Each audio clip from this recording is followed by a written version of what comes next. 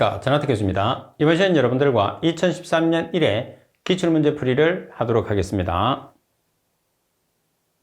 자, 문제 1번에 보시게 되면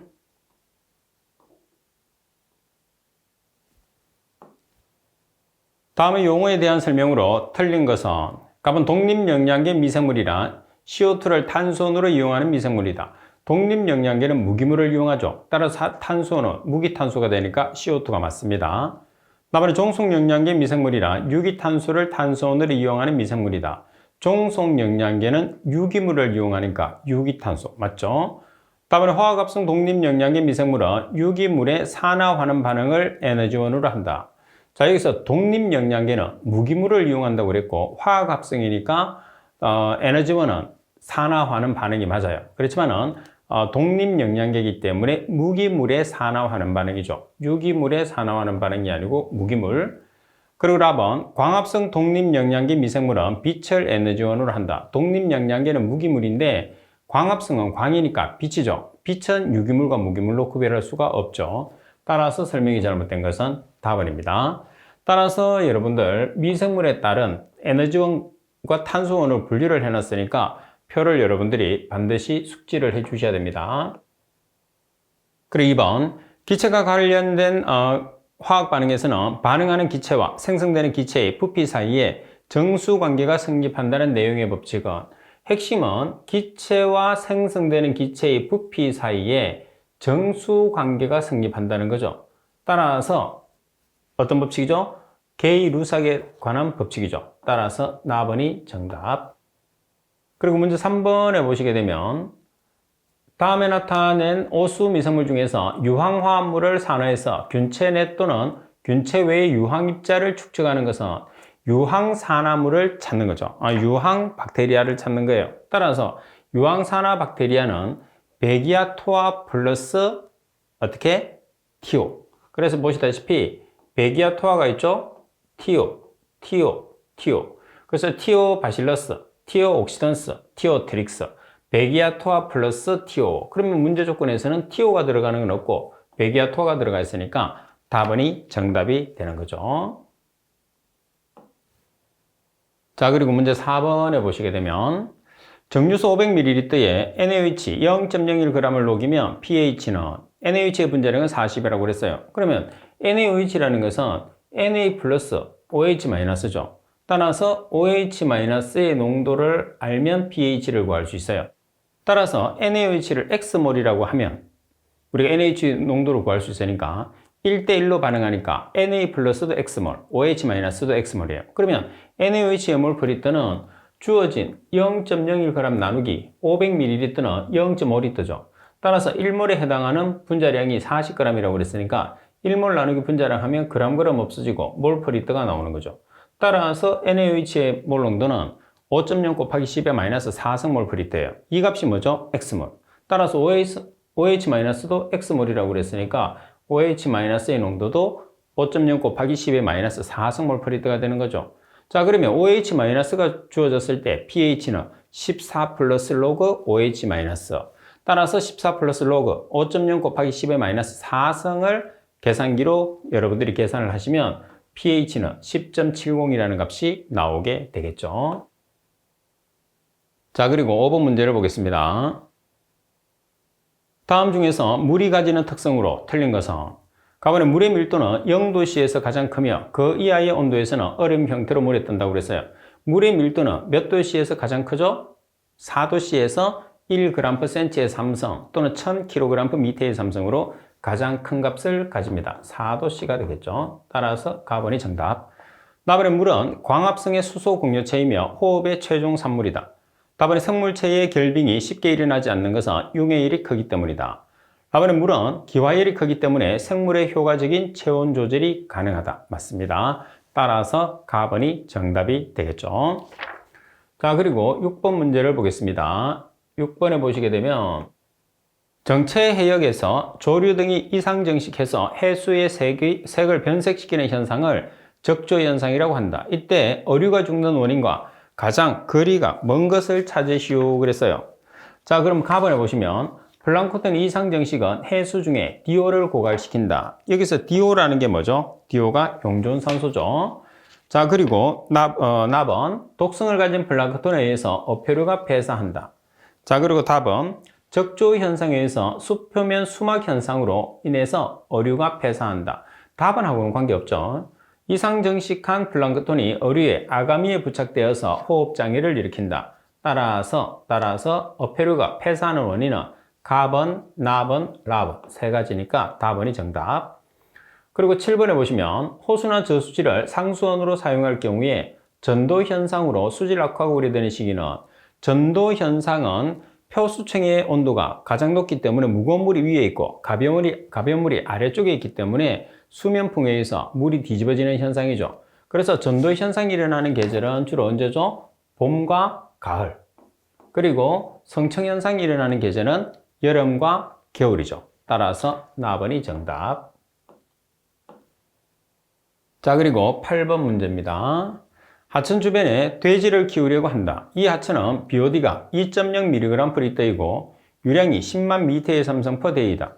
돼지 한 마리당 BOD의 배출량은 0.25kg/D라고 한다면 최대 몇 마리까지 키울 수 있느냐? 하천의 BOD는 6mg/L를 유지한다고 나와 있습니다. 그러면 지금 한 마리당 BOD의 총량이 0.25kg/D이니까 지금 우리가 하천의 BOD가 얼마죠? 6.0mg/L예요.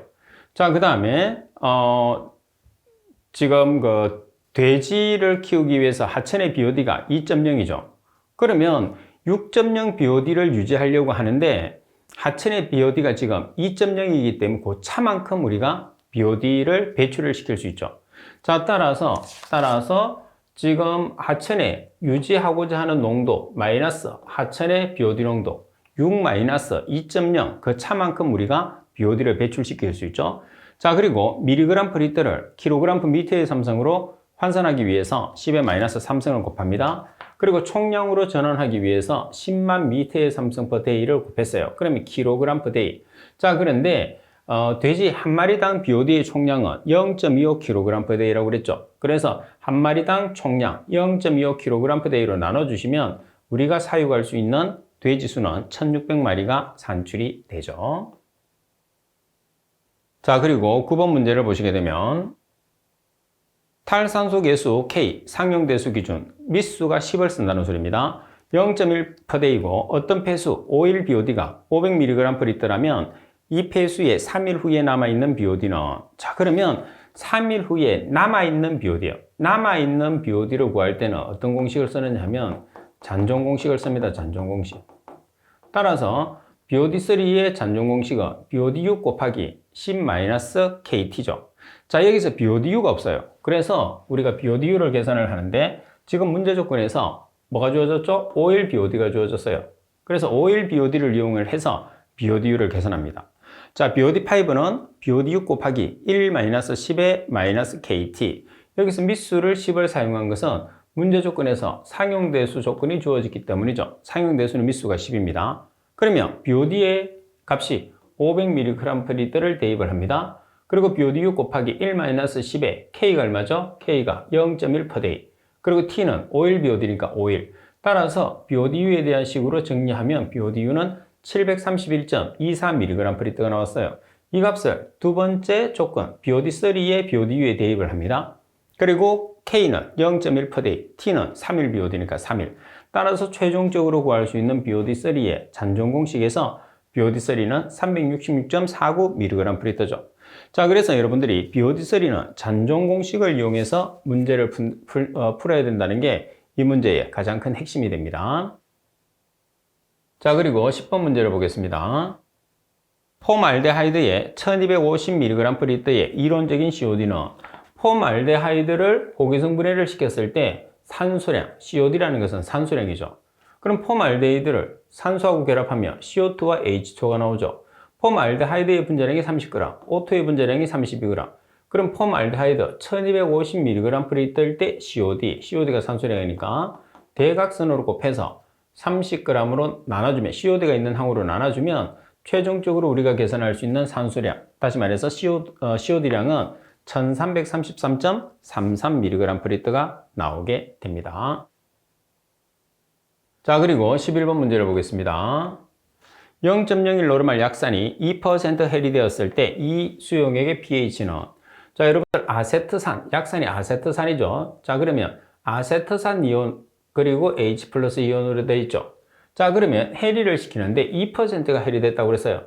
그리고 아세트산은 약산이 아세트산입니다. 자, 1가짜리예요. H 플러스가 1개이기 때문에 따라서 1가짜리는 몰 농도와 노르말 농도가 동일하거든요. 그래서 주어지는 0.01 노르말은 0.01몰하고 동일해요. 그래서 해리 후에 아세트산 이온은 0.01몰 곱하기 2%가 해리되니까 0.02, H 플러스도 0.01몰 곱하기 0.0이에요. 그러면 우리가 필요한 거는 H 플러스의 몰 농도죠. 왜? pH를 계산하기 위해서는 H 플러스의 몰 농도가 중요하기 때문에 따라서 H 플러스의 농도를 알고 있을 때 pH는 마이너스 로그 H 플러스죠.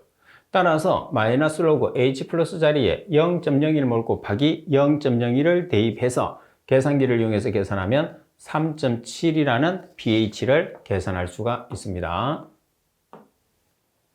자, 그리고 12번 문제를 보시게 되면 물의 동점성 계수를 가장 알맞게 나타낸 것은, 자, 물의 동점성 계수는 점성 계수 나누기 뭐예요? 밀도입니다. 그래서 점성 계수를 밀도로 나눠준 값이다. 따라서 랍은, 그래서 동점성 계수의 단위는 제곱센치 퍼 세크라는 값을 가지게 되는 거죠.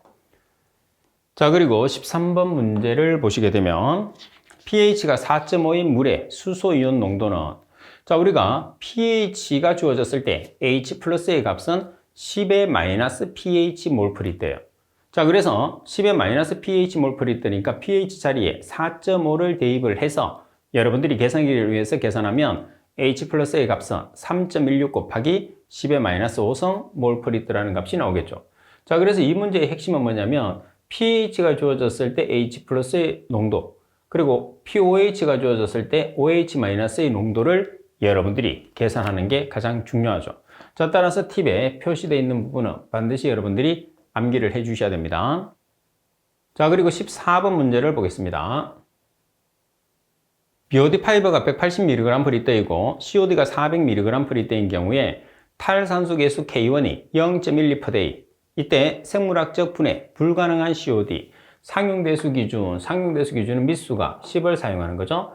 자, 여기서 생물학적으로 분해 불가능한 COD라는 것은 뭐죠? NBD COD를 뜻하는 거죠. 자, 그러면 우리가 COD라고 나타내면, 자, 반을 나눠서 COD라고 나타내면 BD-COD와 MBD-COD로 나타낼 수 있어요. BD-COD라는 것은 생물학적으로 분해가 가능한 COD, MBD-COD는 생물학적으로 분해가 불가능한 COD. 그래서 결론적으로 우리가 MBD-COD를 계산하라 그러면 전체 COD에서 BD-COD를 빼주면 되겠죠. 자, 여기서 BD-COD라는 게 뭐가 되느냐 하면 BODU, 다시 말해서 생물학적으로 분해가 가능한 COD는 BODU를 뜻합니다. 그럼 BODU를 계산하는데 지금 문제 조건에서 뭐가 있느냐? BOD5가 있어요. 그럼 BOD5 공식을 이용해서 BODU를 구할 수 있죠? 자, BOD5가 180mg/L. 자, K1이 0.12%, T가 5일 BOD니까 5. 그죠? 따라서 BODU에 대한 식으로 정리하면 240.38mg/L가 나왔어요. 이 값이 BODU면서 BD-COD가 되는 거죠. 그래서 BD-COD 자리에 240.38mg/L, 그리고 COD 자리에 400mg/L를 대입을 해서 계산기를 이용해서 계산하면 159.62mg/L라는 값이 산출이 됩니다. 자, 그리고 15번 문제를 보시게 되면 수산화 나트륨 NaOH 10g을 물에 용해시켜 200ml를 만든 용액의 노르말 농도를 계산하시오 그랬어요. 자, 노르말 농도, EQ/L는 노르말 농도의 단위거든요. 자, EQ라는 것은 당량이에요. 따라서 1당량에 해당하는 그람수는 분자량 나누기 가수입니다. 그리고 NaOH는 알카리성 물질이죠. 따라서 OH의 개수가 가수예요. OH가 1개니까 일가 물질이죠. 자, 그러면 질량이 10g, 부피 200ml는 얼마? 0.2L. 따라서 10g 나누기 0.2L 곱하기 1당량. 1당량에 해당하는 그람수는 분자량 나누기 가수라고 그랬으니까 NaOH의 분자량은 40g, 가수 OH 개수 1개, 따라서 40g으로 나눠주시면 1.25 EQ/L 또는 1.25 EQ/L가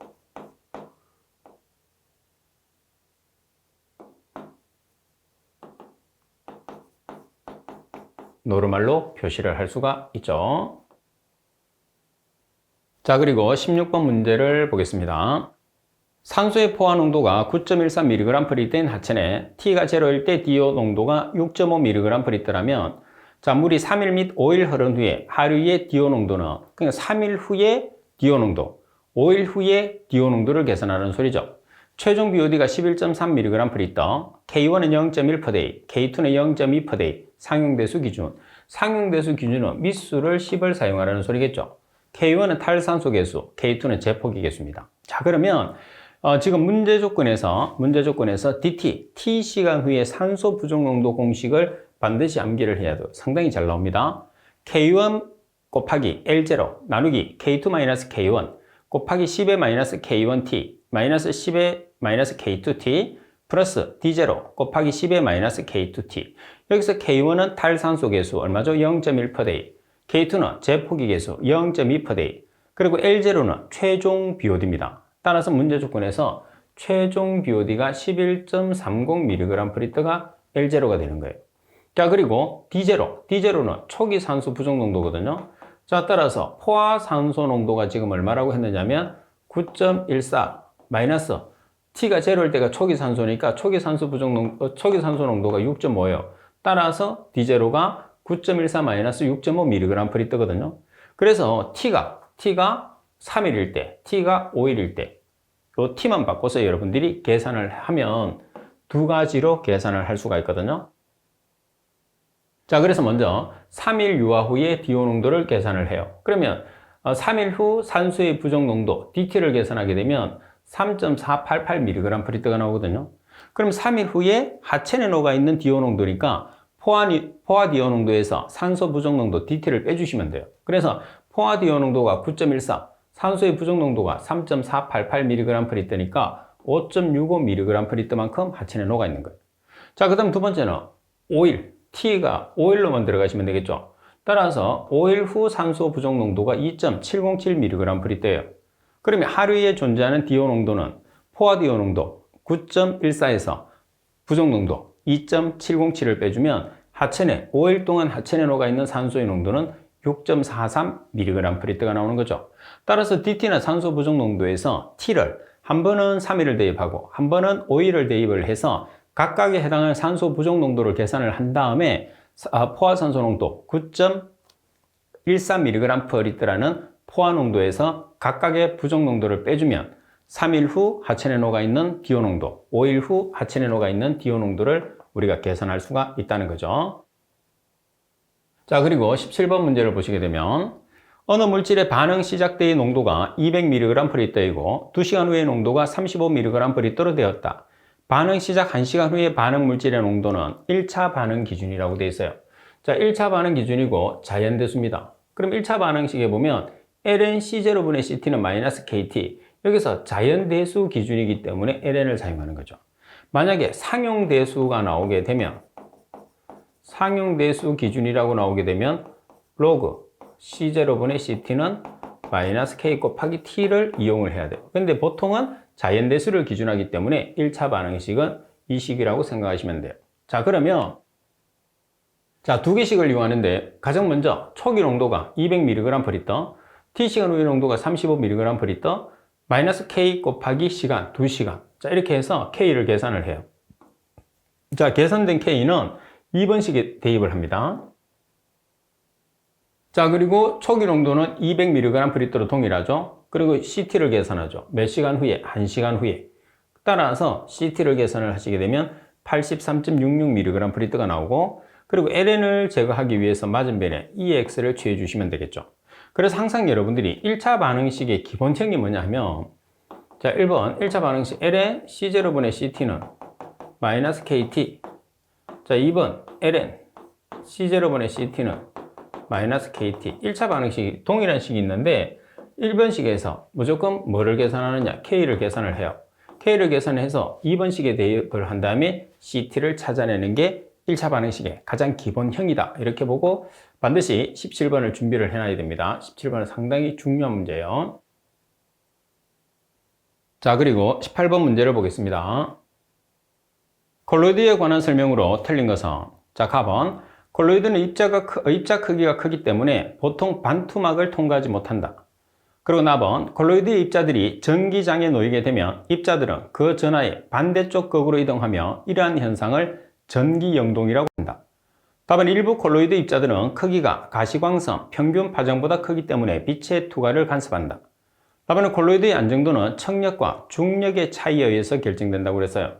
일반적으로 콜로이드의 안정도는 제타 전위의 크기에 의해서 결정되죠. 그래서 제타 전위가 제로일 때 응집제를 주입해서 응집하는 것이 가장 처리 효율을 높일 수 있습니다. 따라서 제타 전위의 크기가 정답이 됩니다.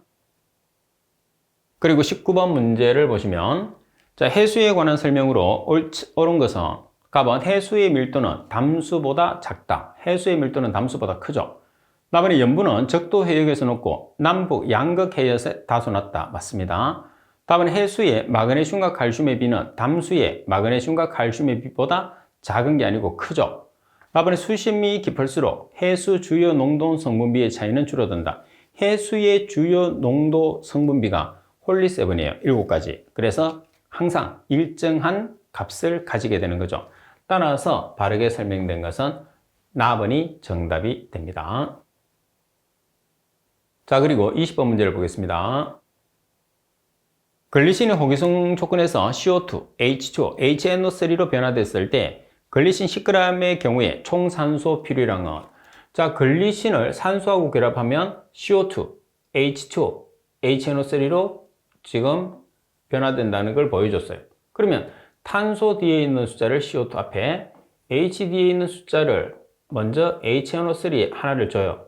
그러면 4개가 오니까 2분의 4는 2. 그리고 산소 역으로 계산합니다. 2개짜리가 2개, 4개, 1개짜리가 2개, 그리고 3개가 있어요. 그러면 9개죠. 자, 여기서 여기 먼저 2개를 먼저 줘요. 그러면 7개. 2분의 7은 3.5개. 그러면 글리신의 분자량이 75거든요. 75g일 때 산소는 35 곱하기 32g이에요. 따라서 글리신 얼마일 때? 10g일 때 산소량, THOD가 이론적인 산소량이거든요. 따라서 이론적인 산소량은 14.93g이라는 값이 나오게 되는 거죠. 자, 그리고 21번 문제를 보시게 되면 BOD 200mg/L 폐수를 1차 침전 처리 후에 처리 효율은 25%입니다. BOD 부하 1.5kg/m의 삼성대위로 깊이 2m인 살수 이상을 통과했을 때 수리학적 부하를 계산하시오 그랬어요. 수리학적 부하라는 것은 Q 나누기 A입니다. 그러면 BOD 용적 부하라는 것은 BOD의 총량에서 최적을 나눠준 값이에요. BOD 총량이라는 게 BOD 곱하기 Q 총량 나누기 최적 V. 여기에서 V 대신에 면적 곱하기 A로 바꿔요. 면적 대신에 A. 그럼 여기에서 Q 나누기 A가 뭐가 되느냐면 수리학적 부하가 되거든요.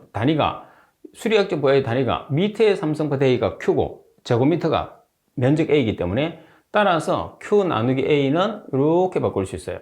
LV라는 게 뭐냐면 BOD 용적 부하 곱하기 H 나누기 BOD. 자, 그러면 여기서 LV라는 BOD 용적 부하가 얼마예요? 1.5kg/m의 삼성데이.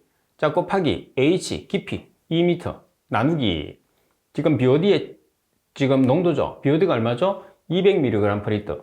그럼 mg/L를 kg/m의 삼성으로 환산하기 위해서는 10의 -3승을 곱하시면 돼요. 그럼 200mg/L가 0.2kg/m의 삼성이 되는 거죠. 얼마를 처리했어요? 25%. 자, 그러니까 우리가 살수 여상조에서는 25%는 처리됐으니까 처리되지 않은 것만 처리하면 되니까 1-0.25를 반드시 보정을 해 주셔야 됩니다.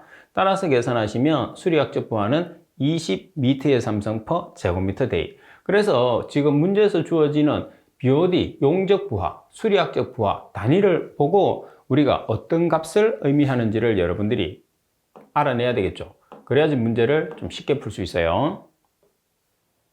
자, 그리고 22번 문제를 보시면 유량이 1000m의 삼성 per day, 유입수의 BOD가 600mg/L인 폐수를 활성 슬러지 공법으로 처리하고 있다. 포기 시간이 12시간, 처리수의 BOD 농도가 40mg/L, 세포의 정식 개수가 0.8, 내생호흡 개수가 0.08 per day, MLSS 농도가 4000mg/L라면 고형물의 체류 시간을 계산하시오 그랬어요.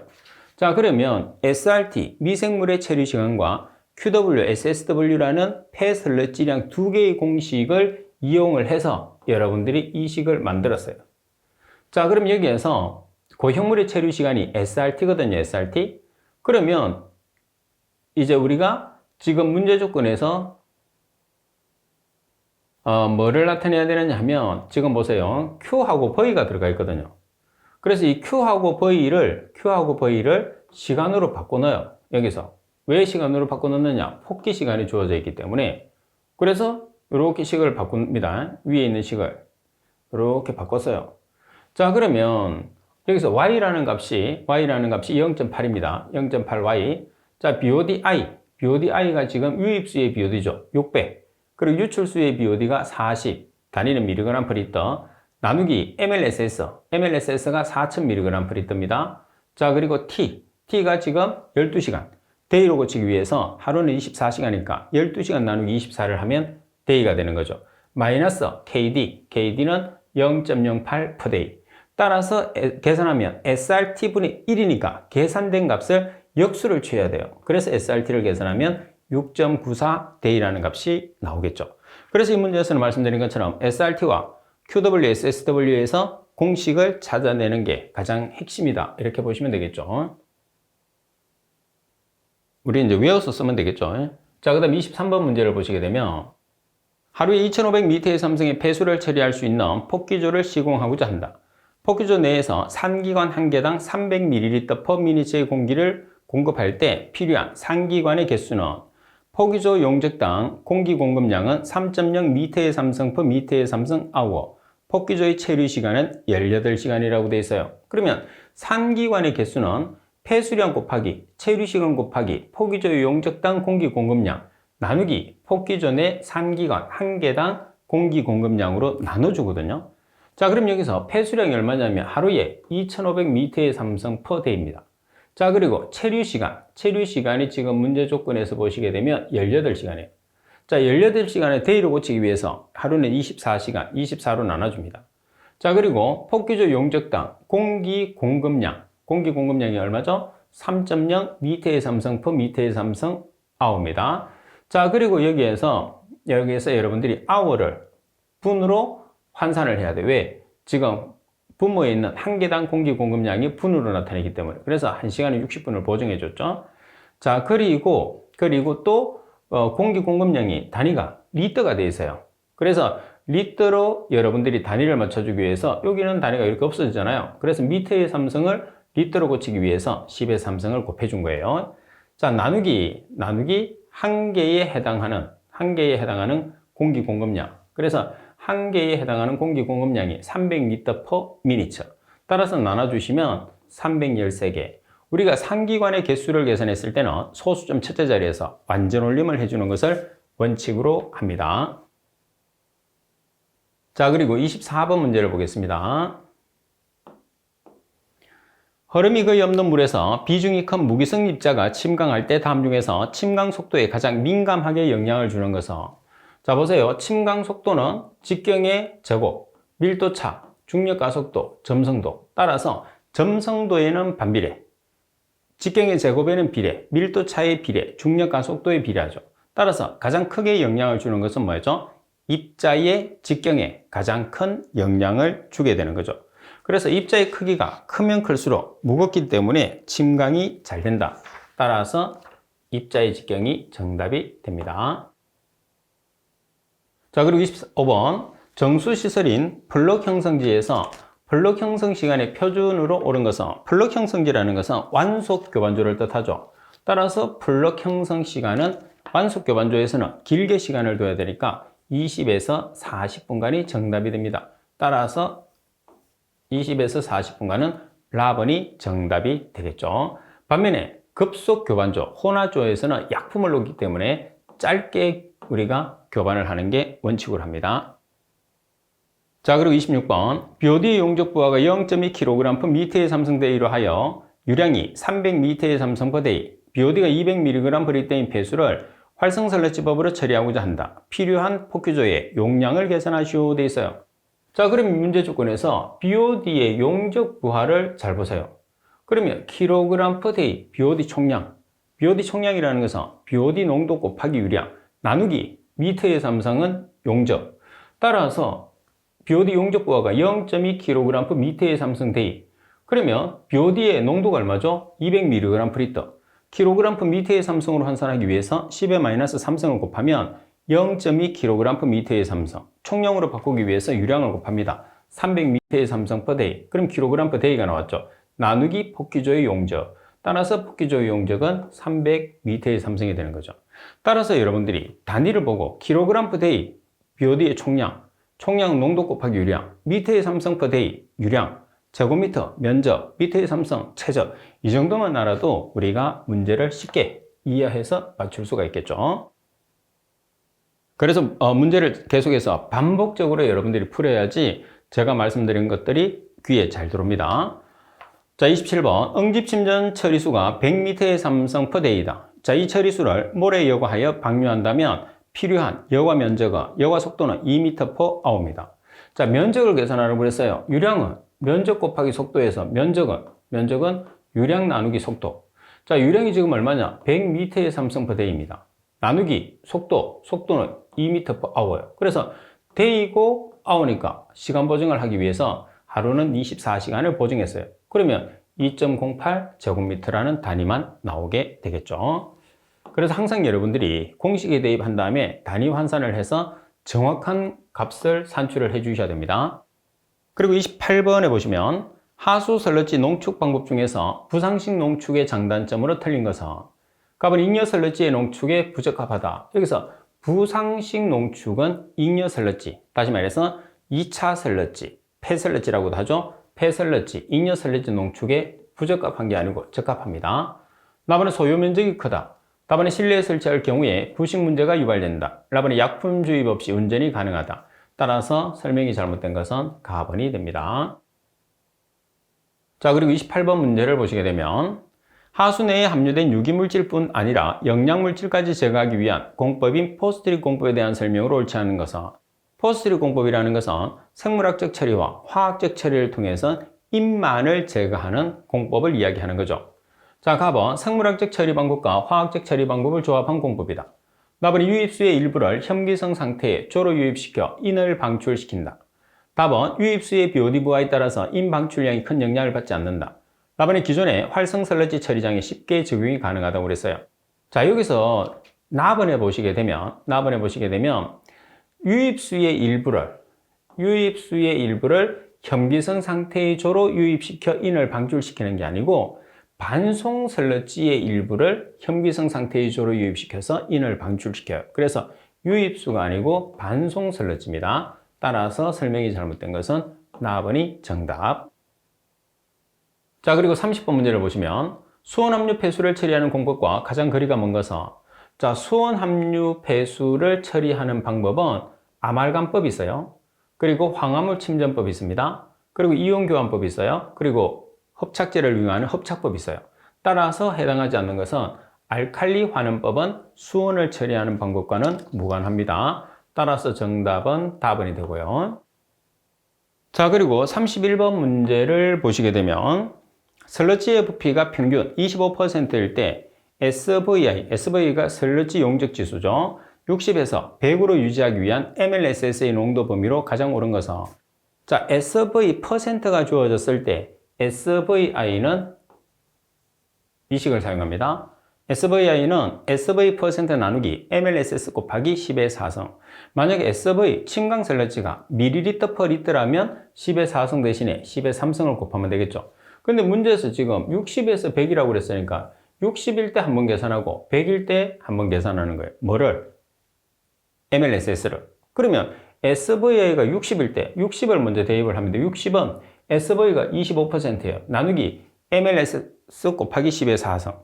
자, 그리고 또 한 번은 100일 때 100은 25% 나누기 MLSS 곱하기 10의 4성. 따라서 60%일 때 MLSS, SVI가 60일 때 MLSS, 100일 때 MLSS를 계산을 해서 범위를 나타내라고 그랬으니까 작은 값 2500에서 큰 값 4166.67mg/L다. 이렇게 범위를 정해 주시면 되겠죠. 그래서 동일한 여러분들이 SVI는 한 번은 60, 한 번은 100, SV는 25%를 대입해서 이제 산출되는 MLSS의 큰 값에서 작은 값의 범위를 나타내주는 게 31번이다. 이렇게 보시면 됩니다. 자, 그리고 32번 문제를 바로 보겠습니다. 32번에 보시게 되면 폐수 유량이 3000m의 삼성포대의 부유고용물의 농도가 200mg/L이다. 공기부상시험에서 공기고용물 B가, 다시 말해서 ASB가 0.03일 때 최적의 부상을 나타내며 이때 공기용해도는 18.7ml/L이고 공기용존 B F는 0.5이다. 부상조에서 요구되는 압력 P는 비순환식이라고 그랬어요. 비순환식이라는 것은 반송비가 없는 거죠. 만약에 순환식으로 나오면 여기에 곱하기 R이라는 반송비가 들어가는 거예요. 자, 그러면 지금 문제 조건에서 ASB가 0.03입니다. ASB 0.03, 1.3 곱하기 SA는 공기의 용해도 18.7ml/L, 그리고 F는 공기 용존비 0.5, 그리고 P라는 것은 압력이니까 이 값을 계산해야 돼요. 마이너스 1 나누기 SS는 부유고용물의 농도 200mg/L입니다. 자, 따라서 SS에 대한 따라서 P에 대한 식으로 정리를 하시게 되면 P의 값이 얼마가 되느냐면 2.49 ATM이라는 값이 산출이 되겠죠. 자, 그리고 33번 문제입니다.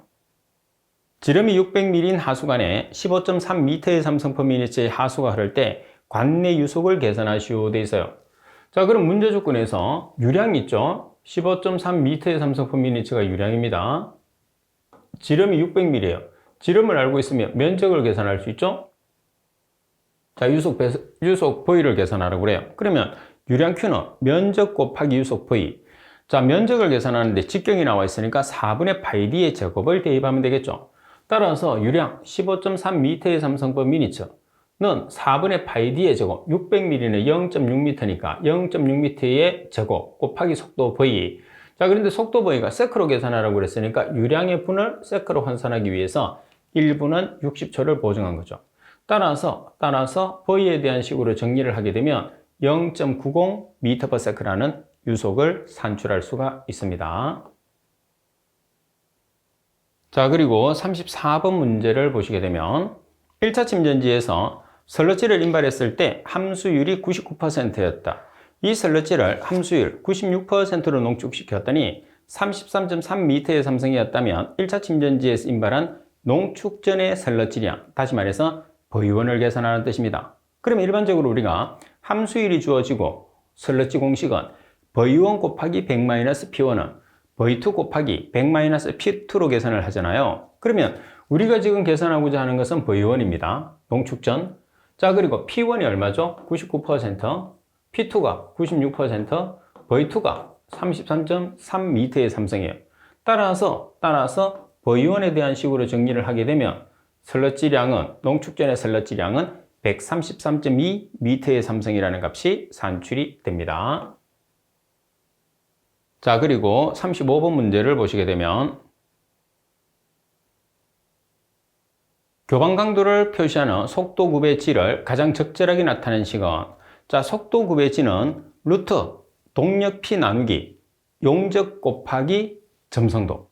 자, 만약에 그 값이 없으면 우리가 P 나누기 V를 W로 표기할 수 있거든요. 그래서 속도 경사지는 루트 W 나누기 마이크로 또는 루트 P 나누기 V 곱하기 마이크로 두 개예요.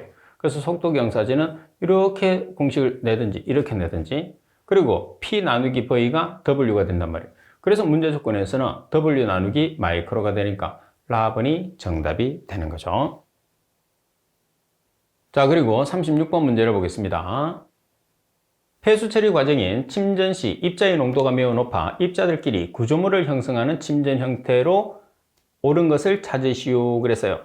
자, 여기서 입자의 농도가 매우 높아요. 농도가. 그래서 입자들끼리 구조물로 형성이 되는 거예요. 그래서 가장 마지막 단계, 압밀, 압축 또는 사형 침전이다 이렇게 하죠. 그래서 사형 침전에 대한 설명. 주로 시험에는 삼형 침전이 많이 나오겠지만 사형 침전도 가끔씩 나옵니다. 그리고 37번 순산소 활성 슬러지법의 특징으로 틀린 것은, 갑은 2차 침전지에서 스컴이 발생하는 경우가 있다. 스컴 찌꺼기죠.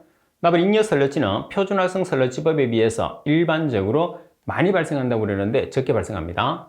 답은 표준활성 설러지법의 2분의 1 정도의 포기 시간으로 처리수의 BOD, SS, COD 및 투시도 등을 표준활성 설러지법과 비슷한 결과를 얻을 수 있다.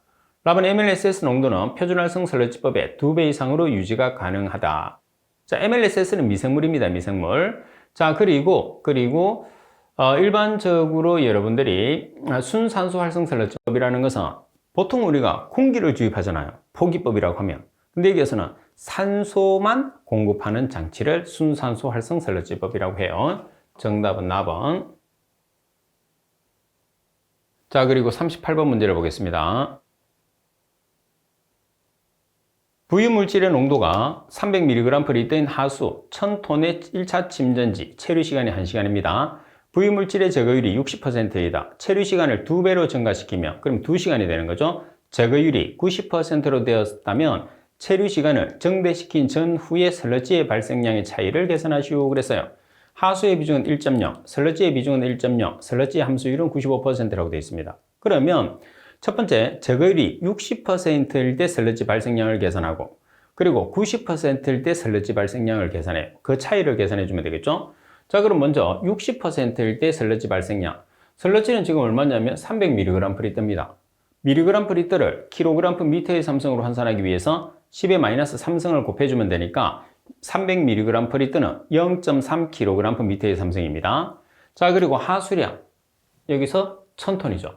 1000톤이라는 것은 우리가 미터의 삼성과 동일하죠. 왜 그러냐면 비중이 1톤 per 미터의 삼성의 단위가 있거든요. 비중 중에서. 그래서 비중이 1.0으로 주어졌으니까 설러지의 비중이 1.0으로 주어졌으니까 1.0 톤 per 미터의 삼성이라는 비중의 단위를 쓰게 되면 미터의 삼성과 톤은 같다는 걸 꼭 기억을 해야 됩니다. 자, 그리고 얼마만큼 제거를 했느냐 하면 60%를 제거했다고 그랬어요. 그래서 0.6을 곱합니다. 그리고 킬로그램을 미터의 삼성으로 환산하기 위해서 설러지의 비중을 비중량 킬로그램 per 미터의 삼성으로 바꿉니다. 그럼 설러지의 비중의 단위를 그램 per 센치의 삼성이라고 했을 때 그램 per 센치의 삼성이라는 비중을 킬로그램 per 미터의 삼성이라는 비중량으로 전환하기 위해서 얼마를 곱하느냐? 10의 삼성을 곱해요. 그러면 설러지의 비중이 1이면 비중량은 1000kg per 미터의 삼성이겠죠? 자, 전체 곱하기 100 나누기 100 마이너스 함수율. 자, 함수율은 우리가 처리 후의 함수율은 95%라고 그랬어요. 그래서 3.6 미터의 삼성이 나옵니다. 자, 그리고 여기서 뭐만 바꾸면 되느냐? 제거 효율을 90%로만 바꾼다고 그랬어요. 그럼 여기에서 60% 대신에 90%만 넣으면 돼요. 나머지는 동일합니다. 따라서 5.4 미터의 삼성이 나와요. 그러면 설러지의 차이는 1.8 미터의 삼성이라는 값이 나오겠죠. 팁에 보면 단위를 한 번 더 해설을 해놨으니까 여러분들이 팁을 보고 단위를 한 번 더 이해를 할 수 있도록 하십시오. 자, 그리고 39번 문제를 보시게 되면 생물학적 방법으로 하수 내의 인을 제거하기 위한 고도 처리 공법인 AO 공법에 관한 설명으로 맞는 것은 AO 공법은 인만을 제거하는 공법입니다. 가버는 무산소조에서 질산하면 인의 과잉 섭취가 일어난다. AO 공법은 무산소 자체가 없죠. 나머지 현기조에서 유기물 제거와 함께 인의 과잉 섭취가 일어난다. 현기성조에서는 유기물 제거와 인의 방출이 일어나죠. 답은 폭기조에서 인의 방출과 질산화가 동시에 일어난다. 폭기조에서는 인의 과잉 흡수가 일어납니다. 답은 하수 내 인은 결국 잉여 설러지의 인발에 의해서 제거된다. 다시 말해서 설러지를 제거함으로써 인이 제거된다. 왜? 그 미생물, 가라앉아 있는 이제 미생물이 먹이를 많이 먹어서 침강된 설러지를 우리가 잉여 설러지라고 하잖아요. 그래서 잉여 설러지 안쪽에 인이 있기 때문에 침강된 설러지를 제거하면 인이 제거되는 과정이 되는 거죠. 따라서 바르게 설명된 것은 라번이 되네요. 자, 그리고 40번 문제에 보시면 수중의 암모니아를 공기탈기법으로 제거하고 쟀을 때 가장 중요한 인자는 자, 공기탈기법이라는 것은 암모니아성 질소를 pH 10 이상에서 암모니아 가스로 탈기시키는 공법이에요. 그래서 온도와 pH가 가장 중요합니다. 그래서 여기서는 pH가 정답이 되겠죠. 자, 그리고 계속해서 41번 문제를 보겠습니다. 채취된 시료의 최대 보존 기간이 가장 짧은 측정 항목은 자, 부유물질은 7일입니다. 그리고 음이온 계면 활성제는 48시간, 암모니아 성질소는 28일, 염소이온도 28일. 가장 짧은 것은 48시간이 되는 음이온 계면 활성제가 정답이 되겠죠. 자, 그리고 42번 문제를 보시게 되면 시료의 보존 방법이 다른 항목은 자, 가번의 음이온 계면 활성제, 나번의 육가크롬, 라번의 질산성질소는 4도 15간. 반면에 다번의 알킬수온은 HNO3라는 질산을 2ml/L 가해서 보존하죠. 그래서 서로 다른 것은 알킬수온이 정답이 되죠. 자, 그리고 43번을 보겠습니다. 43번에 보시게 되면 시료 채취 시 유의사항에 관련된 설명으로 옳은 것은 시험에 잘 나오죠. 가버리 휘발성 유기화합물 분석용 시료를 채취할 때는 뚜껑의 경막을 만지지 않도록 주의하여야 한다. 맞습니다. 뚜껑의 경막을 만지지 않아야 되죠. 나번에 유리물질을 측정하기 위한 시료는 밀도차를 유지하기 위해서 시료 용기에 70에서 80% 정도 채워서 적정 공간을 확보해야 된다고 그랬어요. 유리 등의 물질은 가득 채워야 됩니다.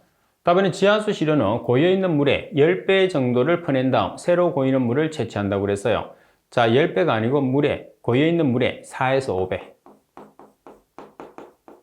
자, 그리고 라번 시료 채취량은 보통 5에서 10리터 정도 해야 된다고 그래요. 5에서 10이 아니고 3에서 5리터 정도. 따라서 설명이 바르게 된 것은 가번이 정답이죠.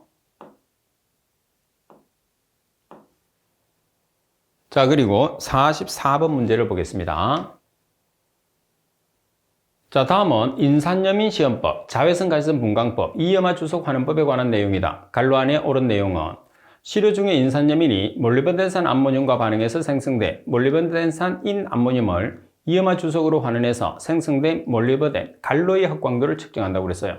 발색되는 색깔을 우리가 나타내는 거죠. 그럼 여기에서 측정 파장이 690나노미터예요. 그럼 600대의 파장은 무슨 색깔? 청색. 따라서 44번의 정답은 라번이 정답이 되는 거죠. 자, 그리고 45번 문제를 보시게 되면 수질오염 공정시험 기준에서 사용되는 용어의 정의로 틀린 것은 가번에 정확히 단다 하면 규정된 양의 시료를 취해서 화학저울 또는 미량저울로 청량함을 말한다고 그랬어요. 자, 우리가 정확하게 단다 하면 숫자가 나와야 되겠죠. 0.1mg까지. 지금처럼 화학저울이나 미량저울이 나오면 정밀히 단다 이렇게 돼야 됩니다. 그러나 약은 기재된 양에 대해서 플러스 마이너스 10% 이상의 차이가 있어서는 안 된다. 답안의 적시는 30초 이내에 표시된 조작을 하는 것을 뜻한다.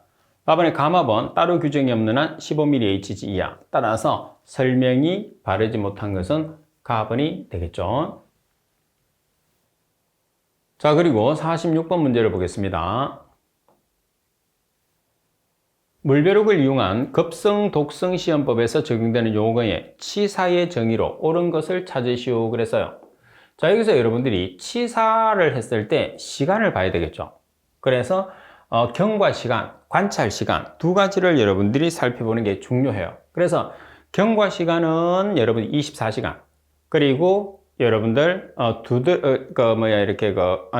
경과 시간은 24시간. 그리고 관찰은 15초 후에 해야 된다는 게 가장 핵심이다. 이렇게 보시면 되죠.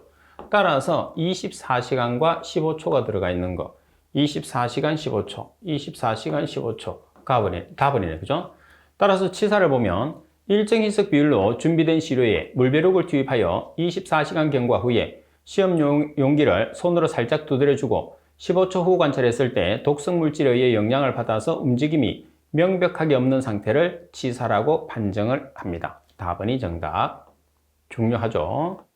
그래서 24시간 15초를 잘 기억하시면 돼요. 자, 그리고 47번에 보면 다음은 총대장균균 평판짐락법 적용에 관한 내용이다. 갈로 안에 옳은 것은 페트리 접시의 베이지 표면에 평판짐락법 베이지를 붙인 후에 배양한 다음 갈로에 전형적인 짐락을 개수하는 방법이라고 그랬어요. 그래서 총대장균 같은 경우에서는 무슨 색? 분홍성 대장균군은 무슨 색? 그래서 총대장균군은 적색계통, 분홍성 대장균군은 청색계통이니까 나번이 정답이 됩니다.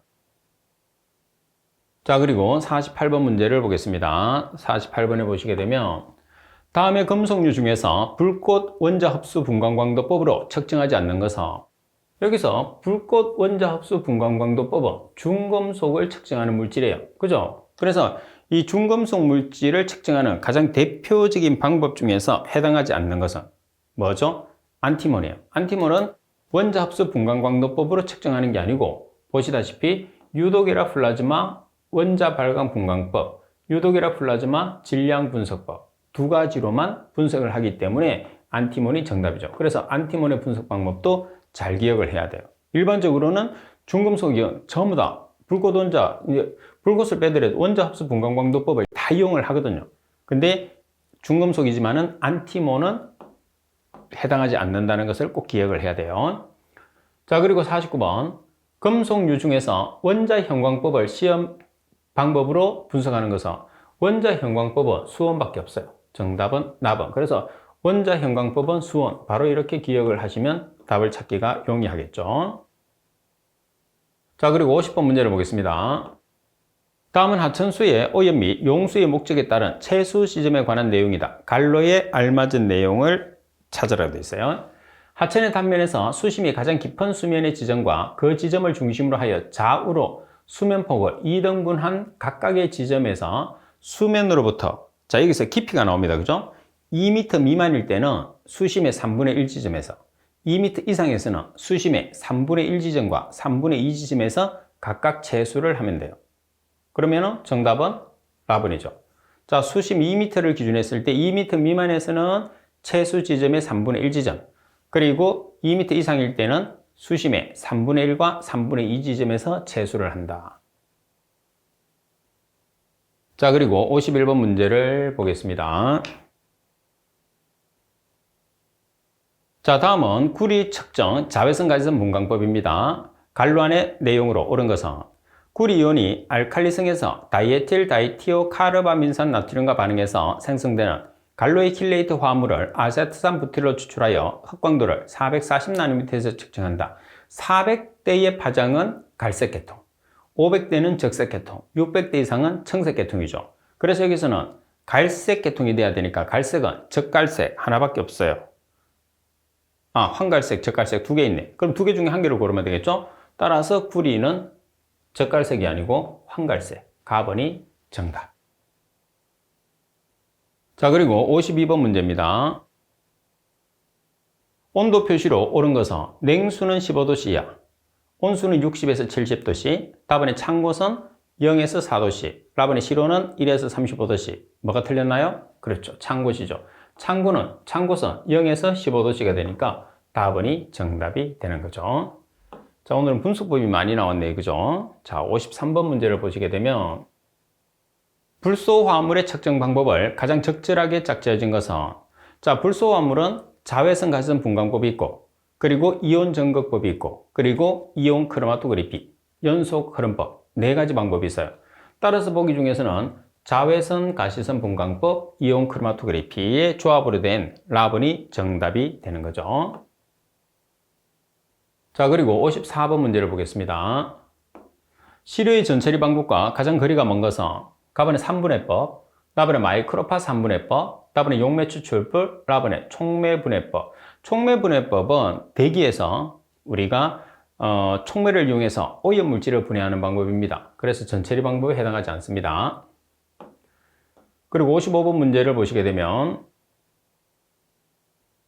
노말핵산 추출물질, 총노말핵산 추출물질 함유량 측정에 관한 설명인 아래 밑줄 친 내용 중에서 틀린 것은, 자, 시료의 적당량 200mg을 분별 깔때기에 넣고 메틸 오렌지 용액 2에서 3방울을 넣고 용액이 황색이 적색으로 변할 때까지 염산 1+1을 넣어서 시료의 pH를 4 이하로 조절한다고 되어 있어요.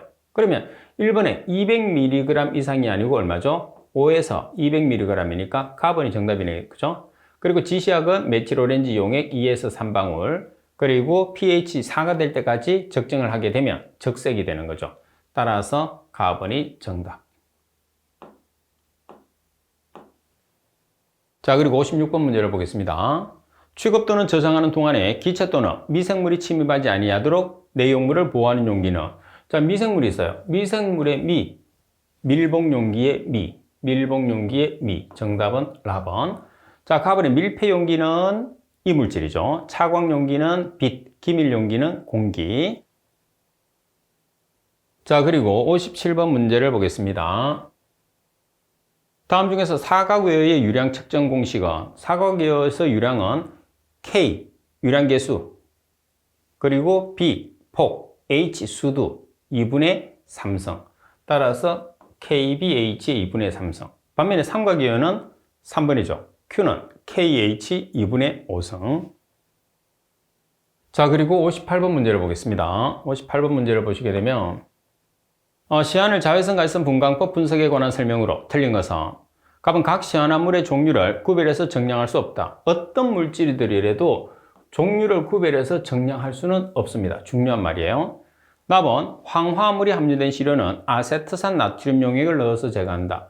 황화물이 함유된 시료는 뭐를 이용하죠? 아세트산 나트륨이 아니고 아세트산 아연 용액입니다. 중요하죠. 황화물이 포함되어 있을 때는 아세트산 아연 용액을 이용해서 전처리합니다.